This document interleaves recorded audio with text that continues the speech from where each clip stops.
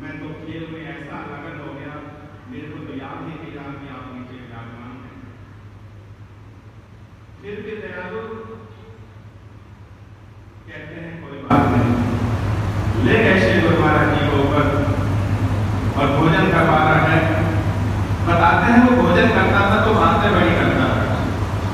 जैसे वो बात कर रहा था उसके मुंह में रुका था तो जो ईद थी वो भोजन नहीं गई।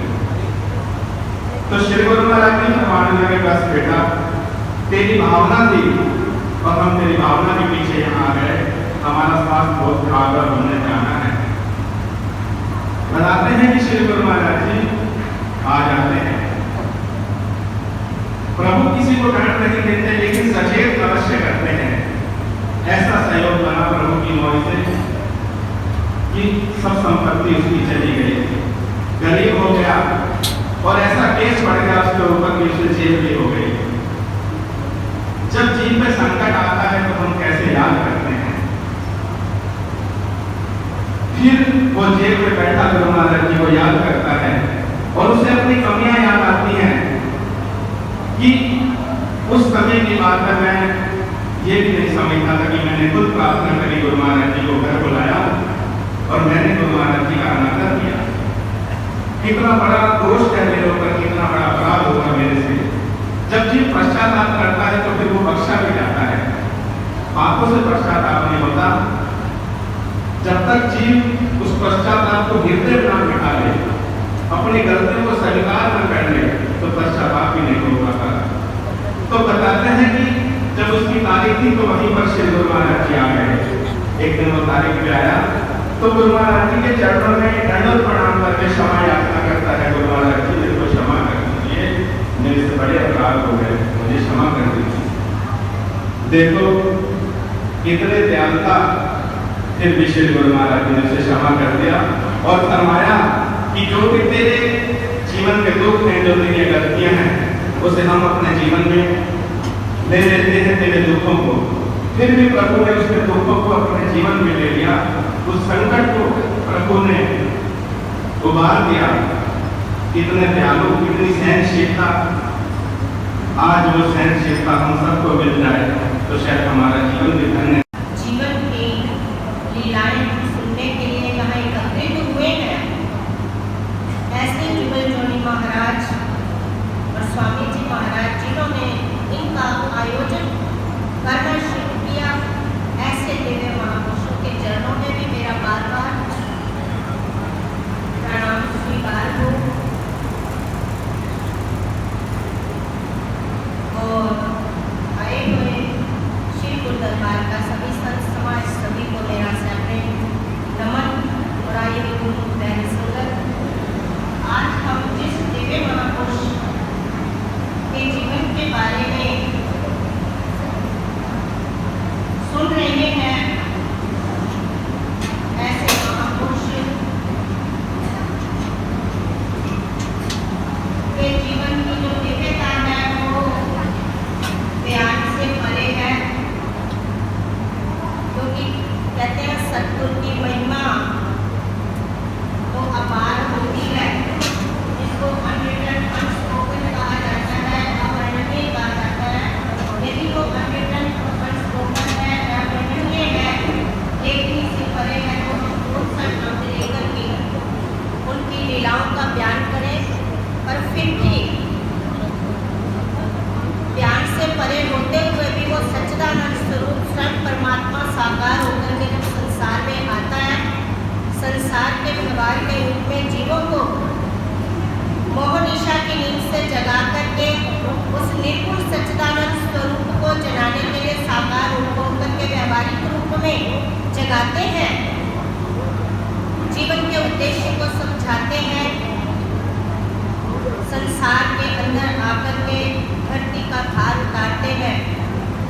जब जब धर्म की हानि होती है और अधर्म बढ़ता है, तब तब महापुरुष आते हैं संसार के अंदर। तो हमारे दादा गुरुदेव भगवान की संसार में आए और उनका जीवन कौन सा ऐसा संत के लिए जो सदग्रंथों में वर्णन वो महिमा मंडित शब्द है, जो हमारे दादा गुरुदेव भगवान के जीवन के अंदर नहीं दिखाई देता। चाहे हम त्याग के रूप में, वैराग के रूप में, भक्ति के रूप में, प्रेम के रूप में, दया के रूप में, किसी भी रूप में देख लें, तो उनके जीवन के क्षण क्षण में ऐसी लीलाएं पढ़ने और सुनने को मिलती हैं कि जितने भी उदाहरण देते चले जाए उतने ही होते। मैं तो अभी सुन रही थी तो सुन करके बड़ा ही आनंदित हो रही थी। कहने की तो क्या समर्थ रखती हूँ, सुन करके भी आनंदित होती हूँ।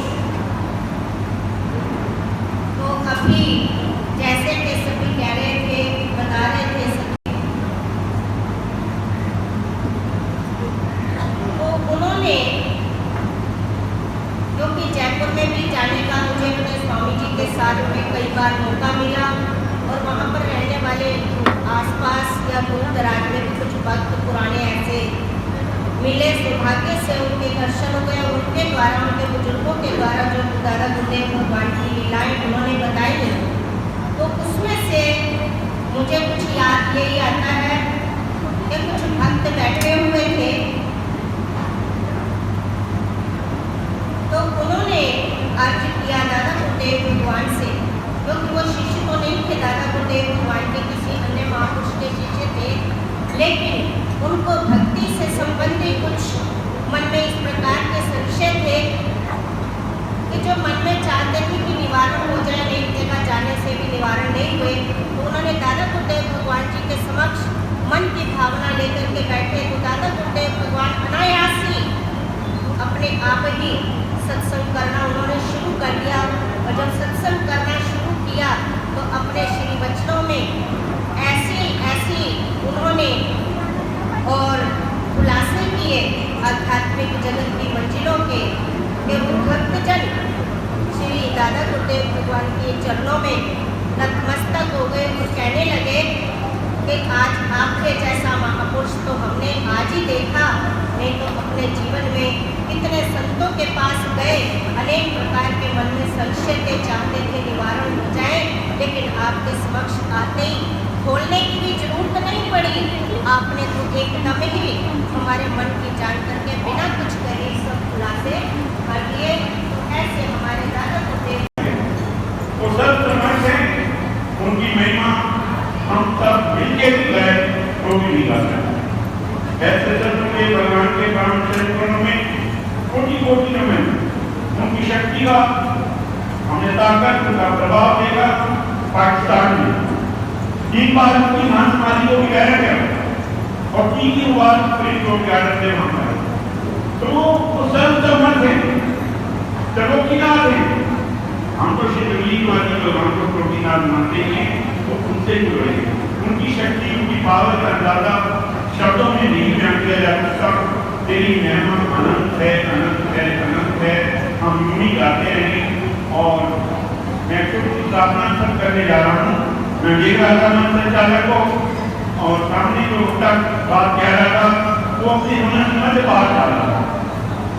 सीमा से कोई बात नहीं आए, जो वक्ता बोले आगे खोल के बोले, अपनी घड़ी की ओर नजर रखे कि मुझे 5 मिनट में 2 मिनट में अपनी बात को कहना है, तो सभी को मौका मिलेगा उनके गुणगान करने का। यही उनके श्री चरणों में श्रद्धांजलि प्यार, क्योंकि प्यार में विशेष हमसे ऐसे पर बनी है। और उनके स्वर से जय घोष कीजिएगा, बोलिए जयकारा श्री परमानंद जी महाराज की जय।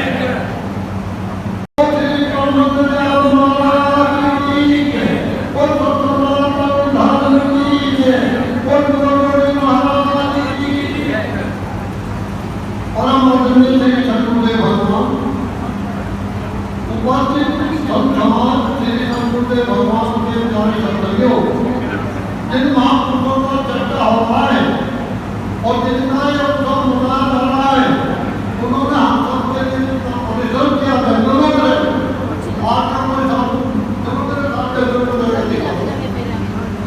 उन्होंने शेर वगैरह उसमें थे और किसी जानवर ने उनका कुछ कभी नहीं मिला था, क्योंकि उनके अंदर एक शक्ति थी। कहा कि नाम की हम नाम का सुमरण नहीं करते, हम सुमरण करते हैं सिर्फ दक्षिणा और अपने नाम की कृष्ण। जिस दिन समाज से ये बात खत्म हो जाती, उस दिन समाज में हमको और कोई बात को माना जाता, जंगल में चलो, जंगल में रहो। उन्होंने बड़ी मुसीबतें उठाई हम सबके लिए, और आज उन सबके उनके नाम से ही लोग हमें पूछ रहे हैं। वरना हम ऐसे वो घंटे भजन नहीं कर सकते, जीवन की और पंखों के हवाले लेते हैं। किया हमें भी करना चाहिए, क्योंकि महापुरुष के भगवान होते हुए उन्होंने स्मरण किया, हमें करना चाहिए। ऐसा वो संदेश दे रहे थे। अब मैं प्रार्थना करने जा रहा हूँ, पर प्रार्थना को मानिए स्वामी वेदों जी महाराज से भी तो आए 5 मिनट में अपनी बात है, पर प्रार्थना को मानिए स्वामी वेदों जी महाराज।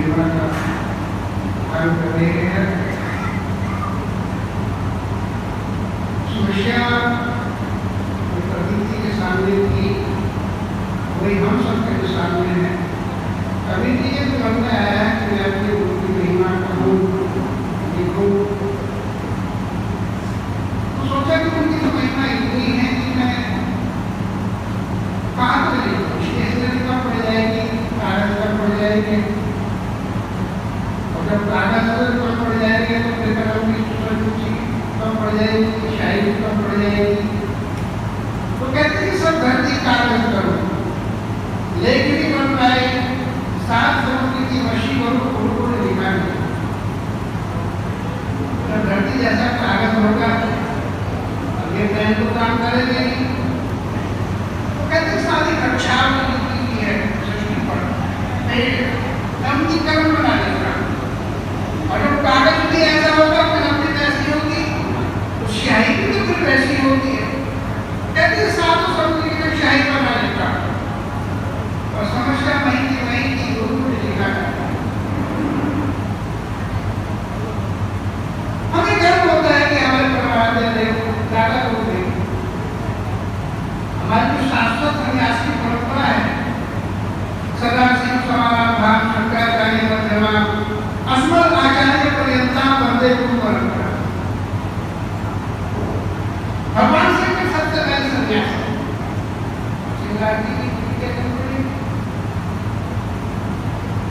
सबसे पहले संन्यास बीच में शंकराचार्य की महाराज हो गए और उसके बाद संन्यास की जो प्रणाली चली है उस क्रम में मेरे अपनी आचार्य तक पूरी परंपरा को प्रदान करते हुए हम देखते परम महाराज की उस परंपरा में हमारे दादा को कहते दादा लगते परदादा होते और फक्र होता है कि हमारे दादा को ऐसे ही देख डाले, उनका व्यक्तित्व 70 वॉल्यूम के अंदर आता है। उनके श्री मुखवाक, उनका व्यक्तित्व, उनका कृतित्व ठाकुर भोले सिंह जी जब लिखने पर आए तो 17 वॉल्यूम 17 गीतों के अंदर आता है। ठाकुर भोले सिंह जी आश्वस्त हो गए, अन्यथा और कुछ लिखना बाकी था, लेकिन मथुरा आश्रम में अद्वैत आश्रम में वो मिल जाते हैं 17 वॉल्यूम 5 हुई। सार्थक पुरुष ने भी कोशिश की है, सबसे पहले सतगुरु नारायण कृष्ण ने कोशिश की थी, पुरुष नारायण पाटिल जी ने उनका समन्वय करने की। कितना गहन उनका व्यक्तित्व। घटना एक याद आती है, बिहार राज्य में रोहतास किला है, उसकी खंडार में रहती थी ब्रह्मचारी और एक गृहस्थी उनकी भोजन की व्यवस्था कराता था। 18 साल उन्होंने वो व्यवस्था की, 9 साल वो भोजन की व्यवस्था उन्होंने की, लेकिन एक दिन देखा परमहंस महाराज जी ने भोजन नहीं किया और रखा हुआ। जब अगले दिन आया तो महाराज जी भोजन कल आपने किया नहीं, कहा कि बस अब नहीं करूँगा। कहते महाराज जी बात क्या है? कहा कि तुम्हारे आज भोजन में ना झगड़े की बुआ आ रही। बोला कि महाराज जी क्षमा करे, समझिए सुबह के कल कलेश हुआ था, घरवाली बोल रही थी कि 9 साल हो गए रोटी बना के बुलाते हुए बाबा जी को, क्या बना हमारा, तुम्हारी नौकरी छूट गई थी 2 साल पहले। वो इस भाव से बाबा जी को भोजन करा रहे थे कि कुछ प्रतिकार मिलेगा, बदले में कृपा करेंगे, कुछ भी तो नहीं हुआ। तो घरवाली कहते कि सत्यों के लिए ऐसे नहीं बोलते। तो परमहंस महाराज जी अंदर बोले कि तुम्हारे भोजन में झगड़े की बुआ आ रही थी, इसलिए मैंने नहीं किया, मैं आगे से करूँगा। और तुम्हारी घरवाली निवासी भगवान बोलो श्री परमहंस दयाल जी महाराज की, बोलो श्री स्वामी जी महाराज की, बोलो श्री त्रिपुरजोड़ी महाराज।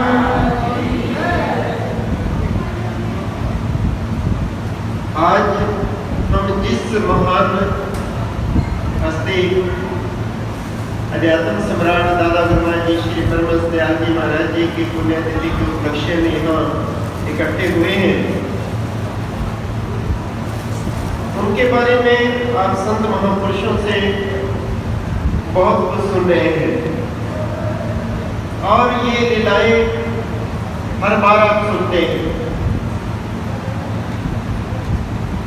मैं आपसे पूछना चाहूंगा कि दादा गुरुमान जी को कौन कौन जानता है, जरा बताएंगे कौन कौन जानता है दादा गुरुमान जी को? कोई नहीं जानते?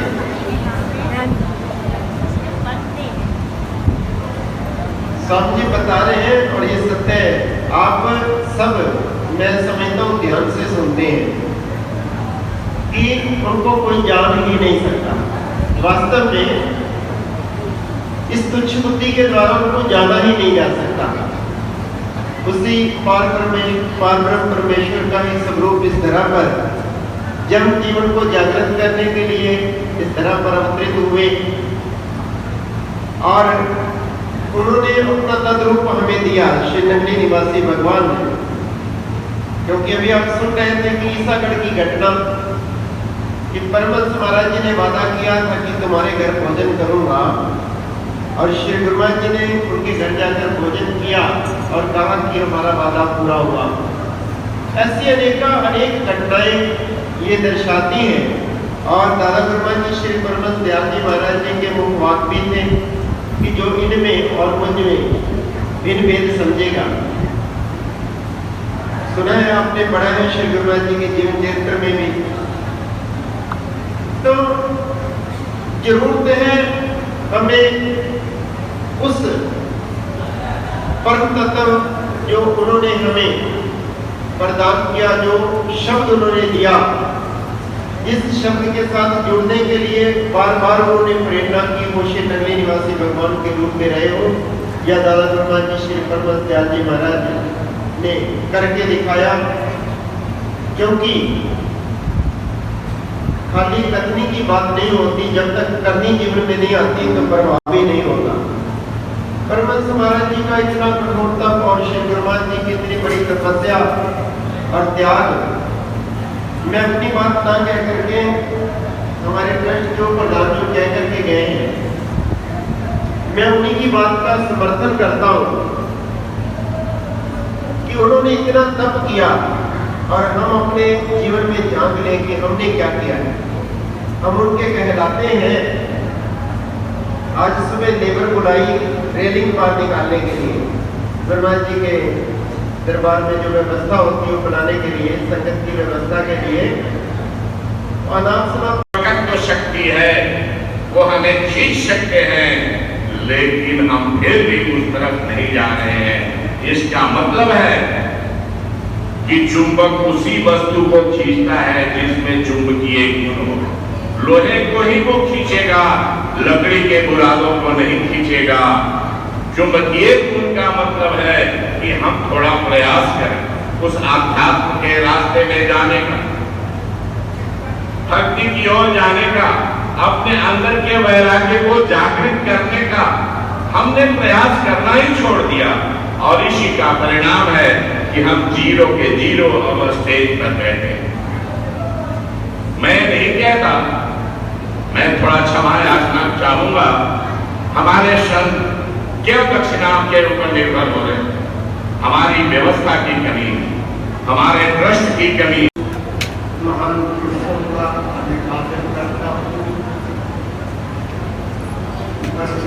संगत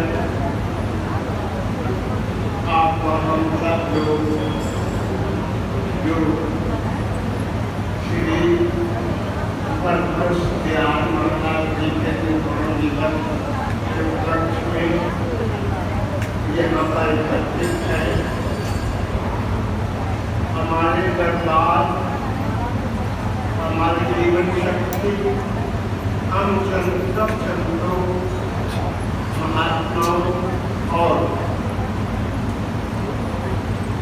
ट्रस्टियों को जो भी उनके नाम देना है, जिनके वो प्रार्थना चाहते हैं,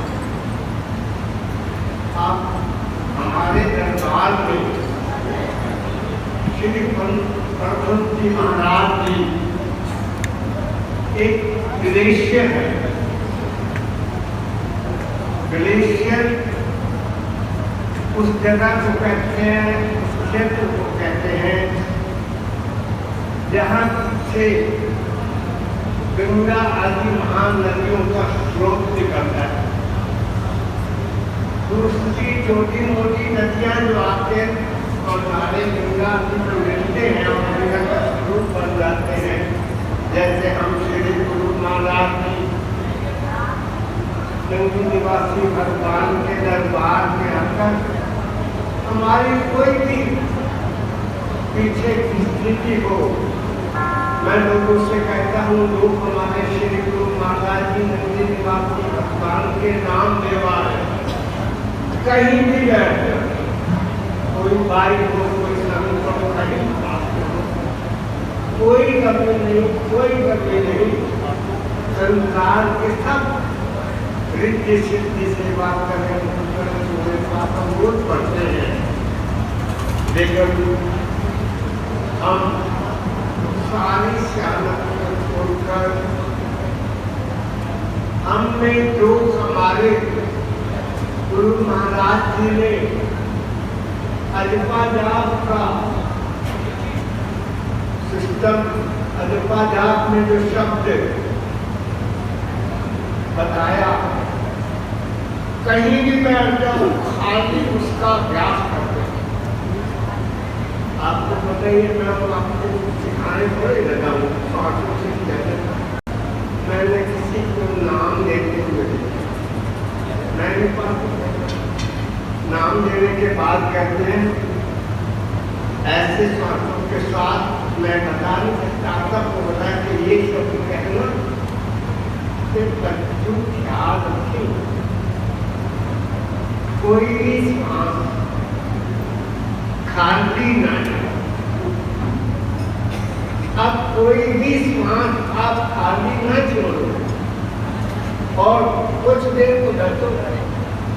क्या बताते हैं, हमारा सांस प्रत्येक घंटे में आपसे भी महाराज जी का ये सामने स्वरूप रखा हुआ है, इसको ध्यान से देखिए।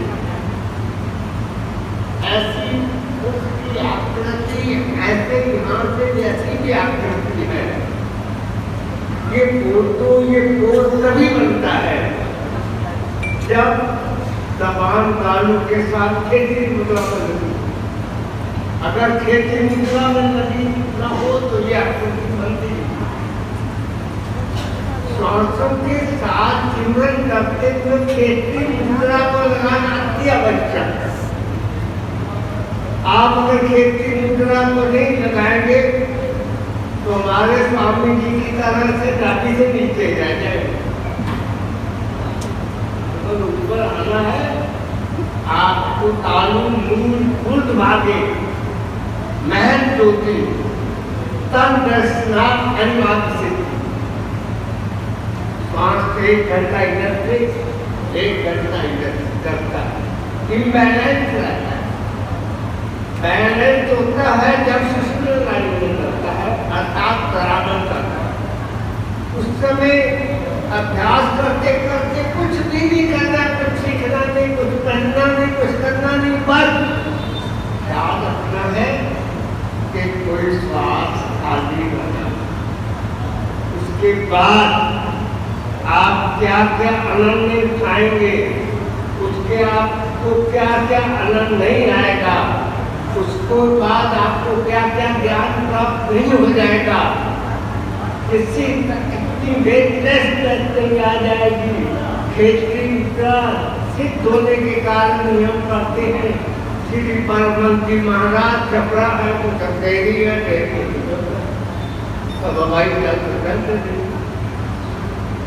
तो हम उस स्थिति को प्राप्त करने के लिए बस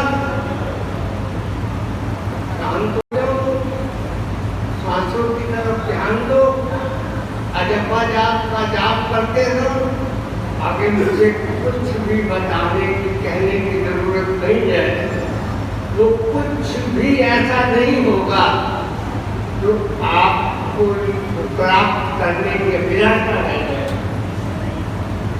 मैं स्वामी जी महाराज जी की सेवा में रहता, सेवा में आते थे।